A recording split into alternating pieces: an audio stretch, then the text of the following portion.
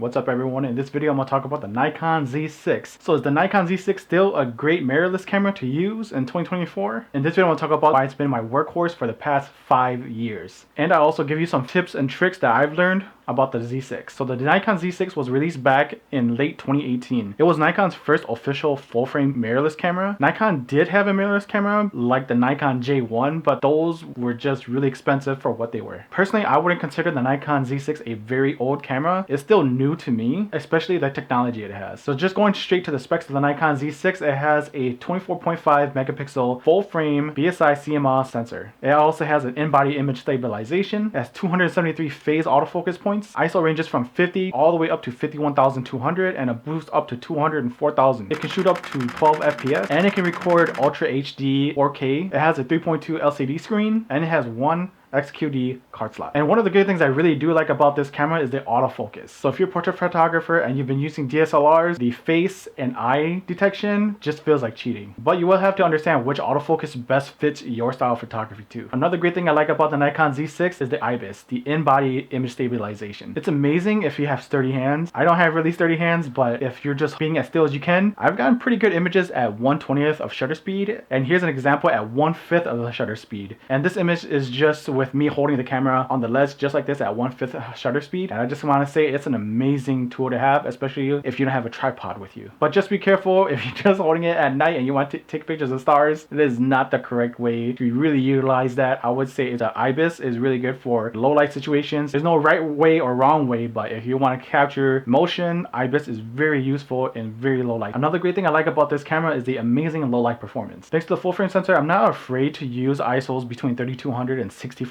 Even at ISO 8000, it's pretty usable just depending on how much light you work with and what your settings are. Another great thing I like about this camera is the weight and size. Compared it to my Nikon D700 that I do love to use, the Z6 just feels a lot lighter and much more portable too. I've brought my Nikon Z6 to countless trips just because of like how easy it is to just get out of my backpack. And another great thing I like about the Z6 is not the Z6, but it's the FTZ adapter. One of the reasons why I went with the Nikon Z6 is because I can use the Nikon f-mount lenses. You can basically use any f-mount lens with the FTZ. So if you have a lens from Tamron, Sigma, or Tokina, or another third-party brand, you can use that on the FTZ. But just be worried that some of these lenses will not be able to utilize the autofocus. You can use it in manual focus mode, which is very useful, especially with the focus peaking. And just talking about the FTZ again, I do know that most of the Nikon G lenses will autofocus, but if you're using the older Nikon D lenses, those will not autofocus, but you can still mount it. You just won't be able to utilize the autofocus. I do know that the older Nikon AFD lenses with the AFS on it will autofocus with the FTZ like this. I have the 8200 on the FTZ with my Nikon Z6 and it does autofocus. Just make sure you double check which lenses will not work with the FTZ. I believe most of them have a firmware upgrade where you utilize the autofocus with the FTZ. Just for example here, my Tamron 45 1.8, it will autofocus, but it will kind of lose autofocus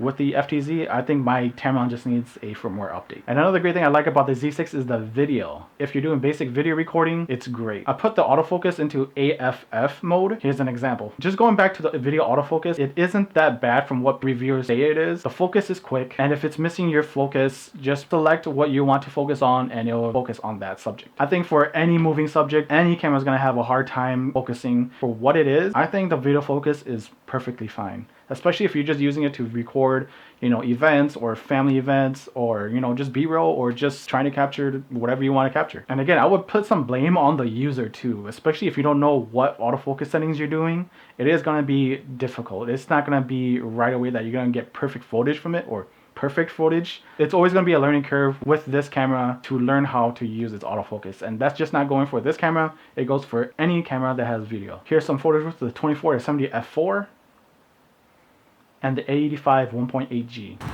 I am moving fast too, so this is why I don't recommend the 85 for videos, because I can tell it's kind of shaky already.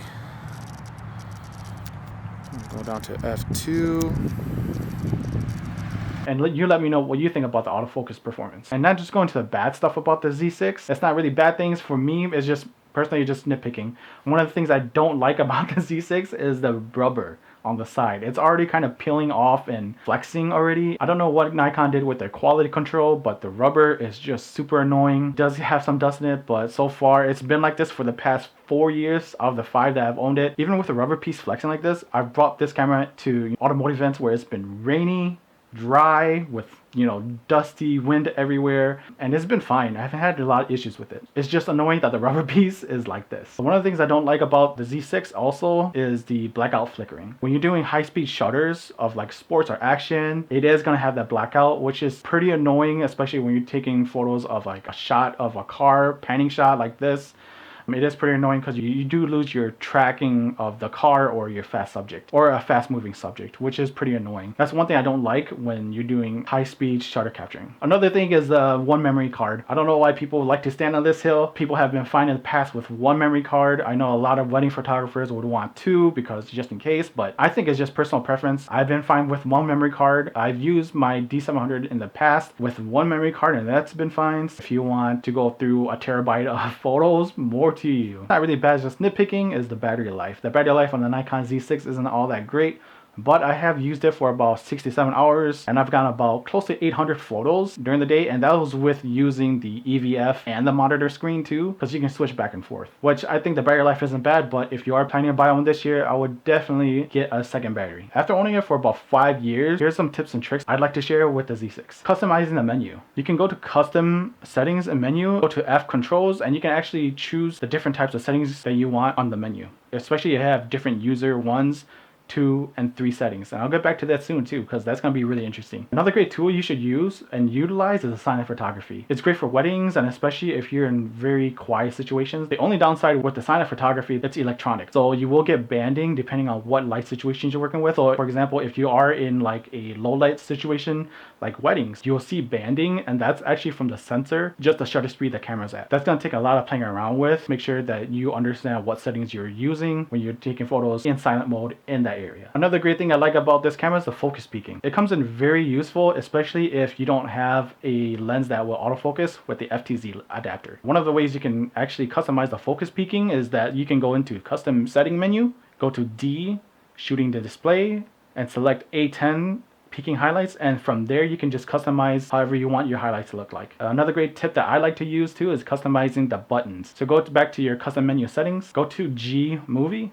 and then go to G2 custom control assignment. Here you can customize the buttons and what they can do. Another great tip that I love using too is customizing the user 1, user 2, and user 3. I know some people have some hard time for it, but here I'm gonna go step by step on how you can literally change your controls by just switching the dials. So setting up the user 1 and user 2 settings is a pretty easy process. First, go to a mode you like program, shutter, aperture, or manual. Then make those adjustments, like you want to change the AFC, like I said earlier, you want to customize settings menus or buttons when you press on the I button, and you can choose those. Then after you make those changes, go to setup menu and choose where you'd like to save those settings on either user 1, user 2, or user 3, or U1, U2, or U3. This is great for the different types of photography you're doing. For example, user 1 can be for portraits, user 2 can be for sports, and then user 3 can be a Fujifilm filter.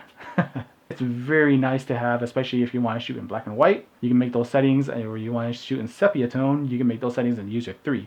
So I really like that flexibility. So if you have tips and tricks about your Nikon Z6, leave a comment below. Even after 5 years of using this camera, there are some small things that I learned about it. So is the Nikon Z6 still a great camera in 2024? I would say yes, especially if you can find one for under $1,000 and if it's still in great condition. And if you can still find one for under $800 that's still in like really good or excellent condition, buy it, and I don't think you'll be disappointed. And especially at that price point, I think it's a great deal. You know, the Nikon Z6 gets a lot of flack for not being a great camera. It has terrible autofocus, it has terrible videos. I know that it gets downplayed a lot, but it's just a cop-out. I feel like those photographers or reviewers that say that now about just saying like, oh, I'm just not good at photography. Just using the Nikon Z6 system, it's been great for the past 5 years. Especially if this is your first mirrorless camera, I don't think you're gonna be disappointed. Especially if you're moving up from like a D750 to a Z6 like I did. I had no regrets doing that. The D750 was a great camera, but I just wanted video. If you're looking for a mirrorless camera that can do video, the Z6 is one camera that I would suggest. Again, I don't know why people talk down to it. It's still an excellent camera. Is it old? I mean, in terms of technology, I don't think it's old at all. You know, you have the face and eye detection, using that from, as I said earlier, using Nikon DSLRs, going to the mirrorless cameras, the face and eye detection just feels like cheating. Video performance is great. Most of my B-roll footage is from the Nikon Z6 or my Nikon Z50. That's how good the video is. If you're bashing on the video quality, you're definitely just bashing yourself, because it's just a cop-out saying you didn't produce a good high quality video that you were envisioned. You know, you can't say the video is bad, but you're using multiple $1,000 lenses and you're getting bad footage from it. That's like me blaming the camera for not taking good photos, right? Every time I read about reviews from people talking about how bad the video is, I feel like that's definitely the user. If you know what you're doing with the Nikon Z6, if you understand what autofocus mode you're using, and you consider yourself a professional, you can basically use any camera you want. If anything, it just makes capturing that footage easier. And I feel like the Nikon Z6 is perfectly fine for that kind of footage. I've used this camera for weddings, I've used it for sports photography and videography, and for my B-roll, and it's been perfectly fine the past 5 years. I don't know why people talk down about it just because they've jumped from brand to brand just to see how their video can improve. But at the end of the day, if they had that video and they don't produce it and show it to the world, no one's gonna know what camera you use, because I feel like if you're trying to tell a story to your audience, that's what matters. That's why I feel like content and the direction of your content is way more important than the tools you have. Yes, it does make it easier, but if you're comparing the Nikon Z6 to the A7R3 or the A7 III, it'd be hard to tell the footage difference between both. I'm just speaking to like beginners, to hobbyists that are just rolling into or deciding on the Nikon Z6, is that the Z6's video performance isn't too bad, especially if you're just starting out with photography or videography. I would still highly suggest this camera for you if you're looking around for a mirrorless camera that's still capable in 2024. And if you have had this camera, please let me know in the comments below, because I'd like to know and share your thoughts on it too. And again, I just want to say major thanks to everyone that's been really commenting and engaging on my platforms. I do have a Facebook, Instagram. Feel free to follow me in those. I do have links to where you can buy Nikon Z6 below, and my favorite lenses that I use on my Nikon Z6 too. So yeah, that's all I have for you today. Thank you for watching. See ya.